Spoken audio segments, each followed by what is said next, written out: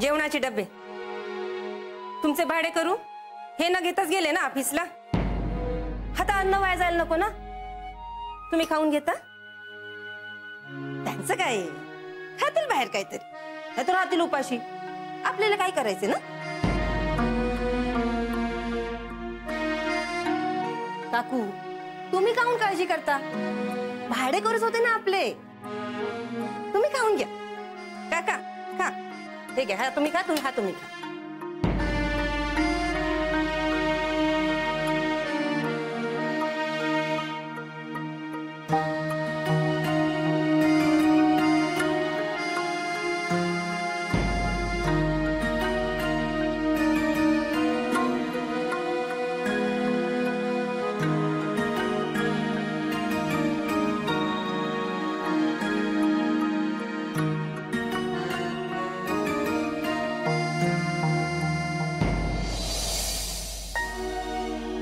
Miss Dabholkar, तुम्ही काहीच खात नाही आहात। सुरुवातच नाही केली तुम्ही। काय ग, तुझ्या आवडीचं नाहीये का हे? नाही नाही, छान झालंय। पण ते खाल्ल्याशिवाय कसं काय? तुम्ही तर एकही घास खाल्ला नाहीत अजून। करा, सुरू करा।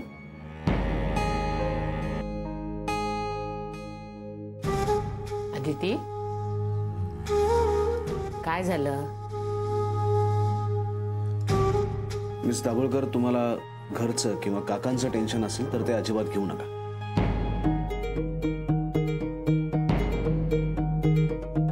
मला आऊनी सगळं सांगितलं।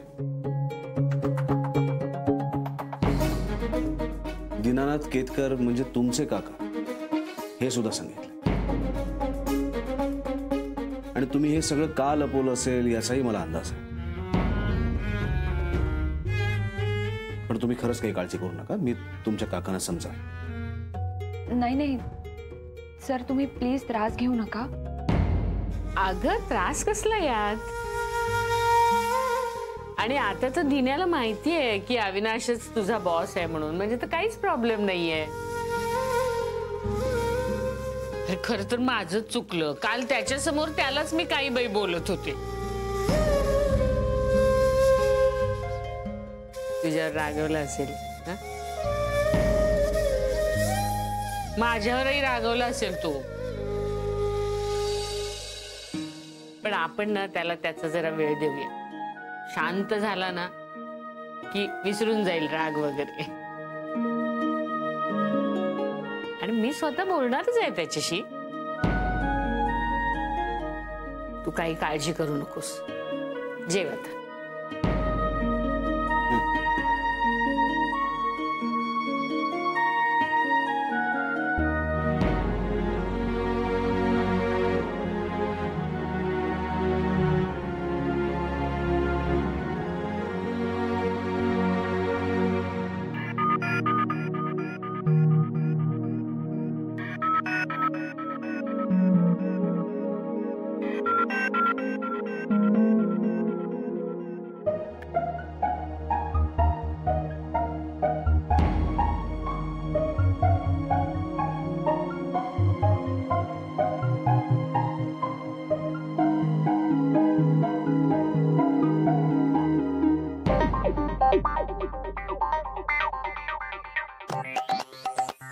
काय झालं तांगडे? असे का बघताय माझ्याकडे? प्रेमात काय अवस्था झाली तुमची? हे खाऊन घ्या। तांगडे, मला काही झालेलं नाहीये आणि मला भूक नाहीये।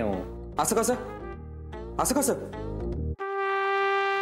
आता हेच बघा ना, आज आदिती मॅडमने काय खाल्लं नाही, त्या उपाशी आहेत म्हणून तुम्ही सुद्धा पाणी पिऊन पोटाची खळगी भरताय। मला तुमचं हे प्रेम बघून खूप भरून येते जय साहेब। हे बघा तांगडे, असं काही नाहीये आणि इतकं काही झालेलं नाहीये। अहो, मला खरंच भूक नव्हती म्हणून नाही जेवलो मी, इतकंच।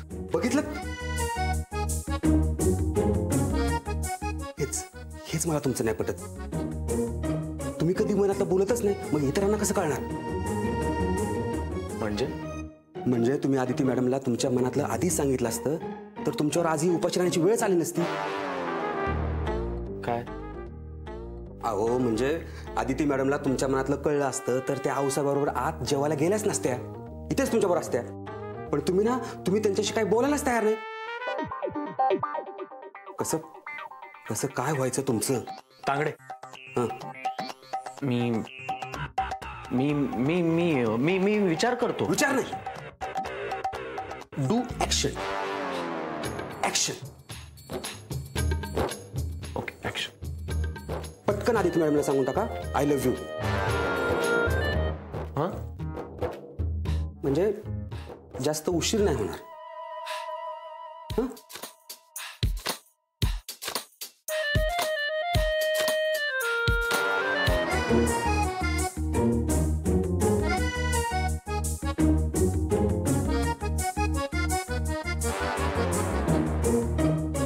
जयसाहेब, केळी खाऊन घ्या. हो. हां.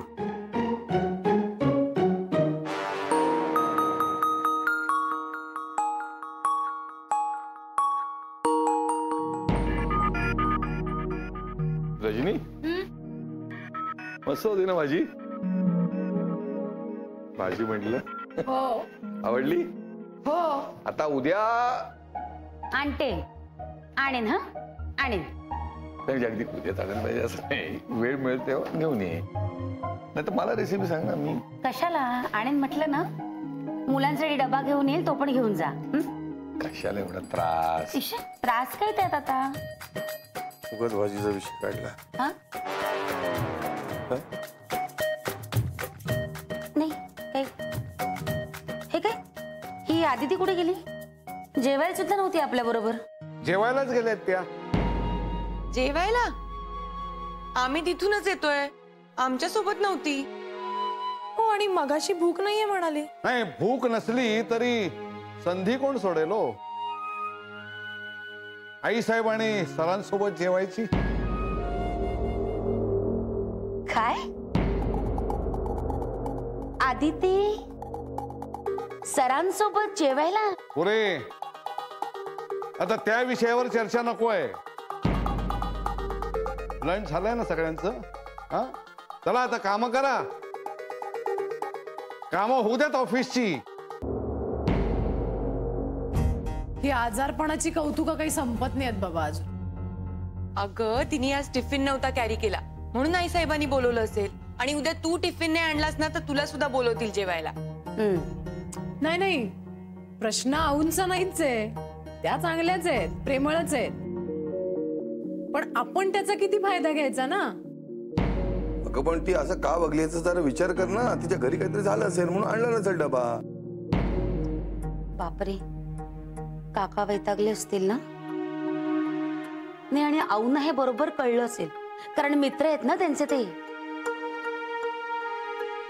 पण मला एक कळत नाहीये, काकांनी आदितीवर कशाला वैतागायचं ना? नाही, त्यांचं रागवणं साहजिकच आहे. या सगळ्याला ना आपण जबाबदार आहोत. आपण जर बोललो नसतो ना तर आऊंनी काकांनाही विचारलं नसतं. त्यांच्याकडनं जे नकळत घडलं ना ते आपल्यामुळेच, आपणच जबाबदार आहोत त्याला. खरंय, आपल्यामुळे खूप भोगावं लागतंय बिचारीला. अपराधासारखं वाटायला लागलं आता. त्यांच्याच घरी कम्प्युटर शिकलो आणि त्यांनाच फसवलं. एवढी मदत केली त्यांनी मला, माहिती, मला मित्र मानलं. त्यांची ही अवस्था आहे ना, ही सगळी आपल्यामुळे झाली आहे. खरंय, मी सुद्धा खूप बोलले त्यांना. त्याचंच वाईट वाटलं असेल त्यांना. बाई ग, जाता जाता जसं बघितलं ना त्यांनी माझ्याकडे, मला अगदी मेल्याहून मेल्यासारखं झालं होतं. अदितीचे काका आपल्यामुळे दुखावले,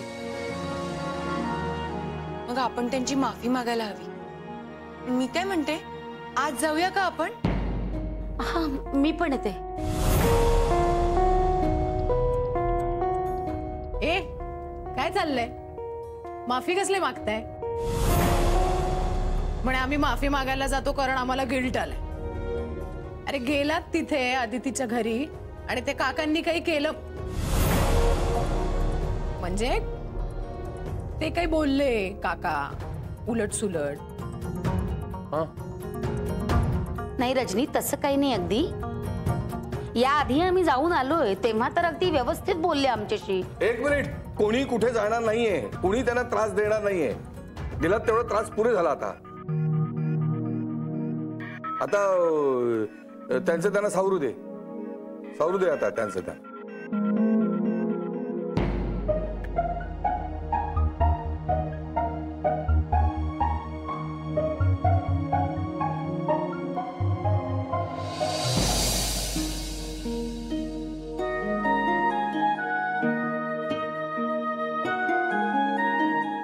अहो काय शोधताय? मला सांगा ना, मी देते काय हवंय ते. नको असलेल्या आठवणी. हा शर्ट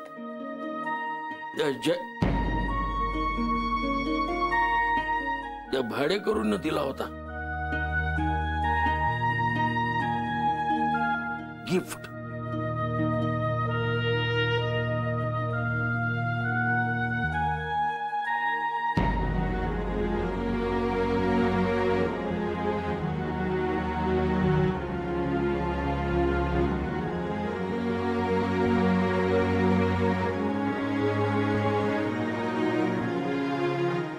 भाडेकरूंची मकर संक्रांत साजरी केली होती आपण, त्याचे फोटो आहेत.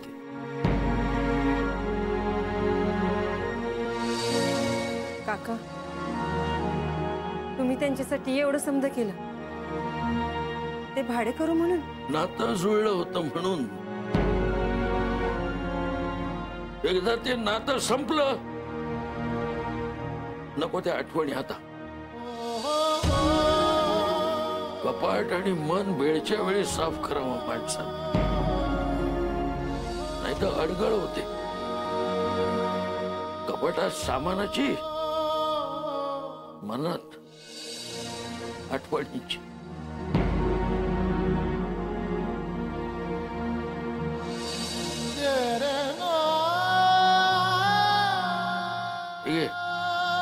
येऊन दे.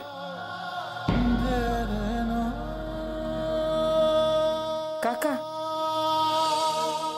आता ह्या समजा गोष्टी जर मी त्यांना दिल्या तर त्यांच्या मनातल्या आठवणींची अडगळ वाढेलच ना.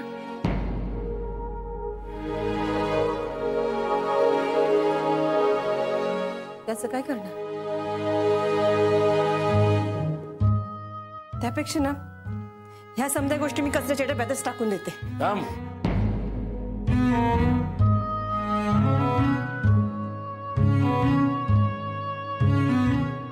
त्यांना आठवण राहावी म्हणून हे फोटो त्यांना देत नाहीये,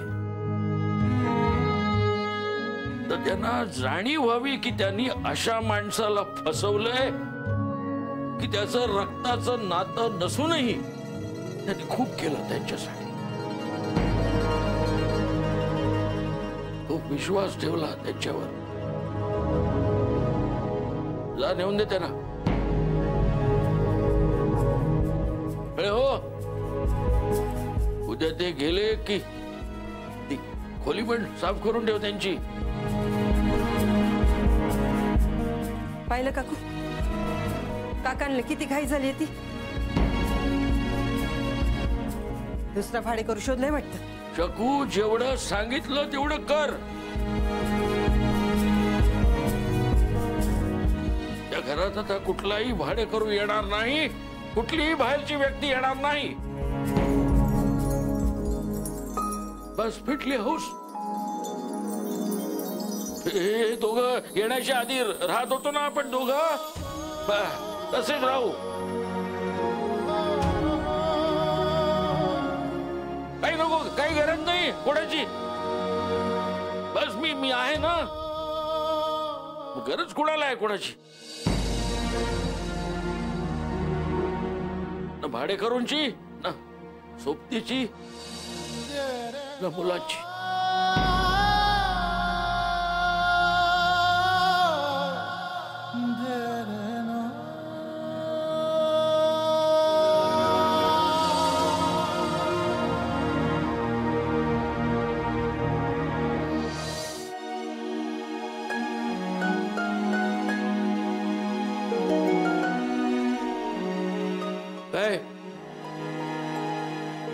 काही नाही. हे आता स्वतःमध्ये बदल आणा. समोरची माणसं चटकन बदलली, आपणही बदलायला हवं. आता काय झालं? आता लागलेल्या सगळ्या सवयी मोडा. खोटं बोलणं, नवऱ्याला टाकून बोलणं, असं एखाद्याची वाट बघत बसणं. मी काही कुणाची वाट बघत नाहीये.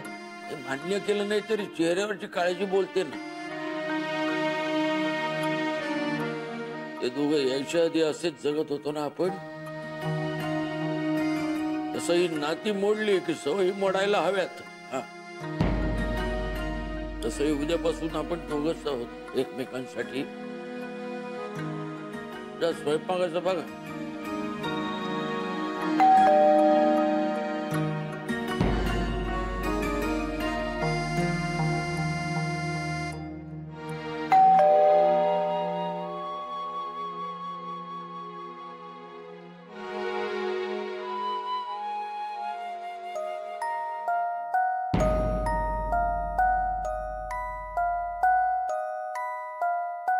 तुम्ही केतकरांना भेटायचं होतं. केतकर आहेत ना घरात?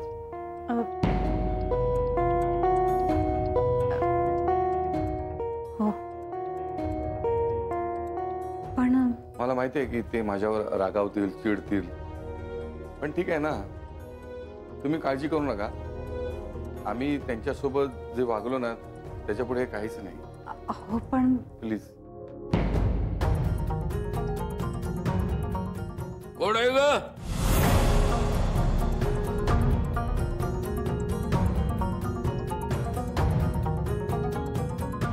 काय विचारतो मी? कोण आहे?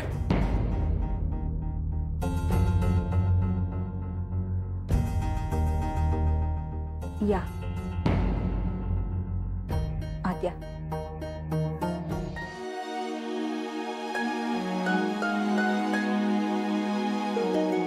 हे असं एक ना एक दिवस होणार याची कल्पना होतीच तुम्हाला.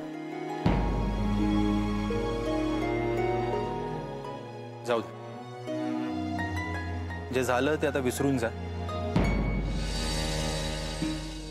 आणि पुढे आता आपल्याला काय करायचं ना याचा विचार करा. पुढे काय पर्याय आहे का? आहे ना, चाळ आहे, चाळीत चला.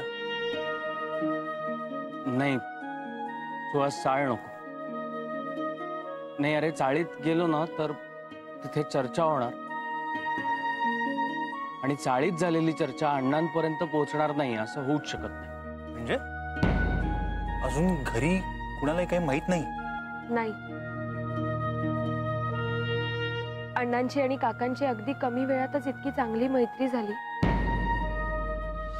की जर अण्णांना कळलं काकांनी हा असा निर्णय घेतलाय तर त्यांना खूप वाईट वाटेल. त्यामुळे आम्ही घरी काहीच बोललो नाही आणि म्हणूनच विरारलाही जाणं टाळतो. हो अदिती, पण आपल्याला घर शोधायला अजून 1-2 दिवस तरी जातीलच ना.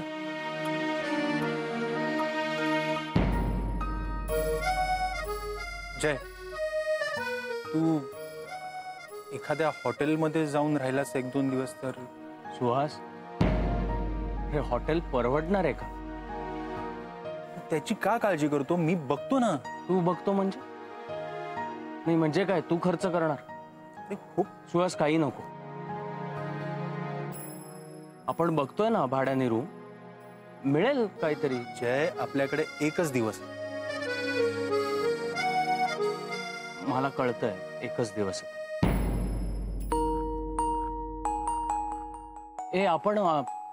आपण एक ठरवूया. उद्या रविवार आहे ना, आम्ही घरातनं निघताना सामान घेऊन बाहेर पडतो. आता फक्त ते सामान कुठेतरी ठेवायची व्यवस्था करतो. म्हणजे मी नेटवरती काही रूमचे ऑप्शन्स बघून ठेवले, त्या जागा बघून घेऊ. आणि शिवाय आपण एजंटशी बोलतोच होत ना.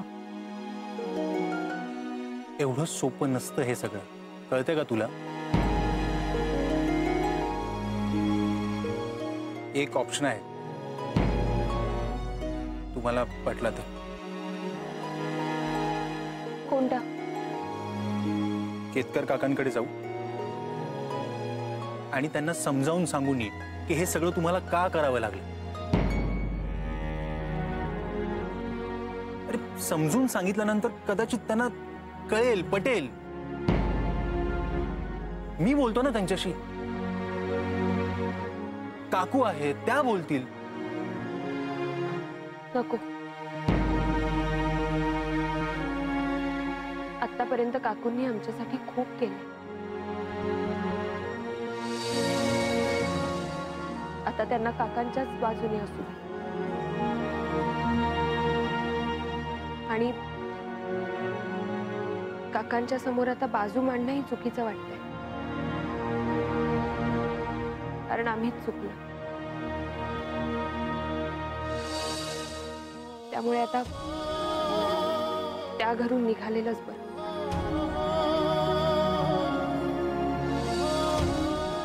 आणि त्याची शिक्षा आता आम्हाला भोगावीच लागणार. त्यामुळे काकांच्या शब्दाला मान देऊन आम्ही तिथून निघालेलंच बरं.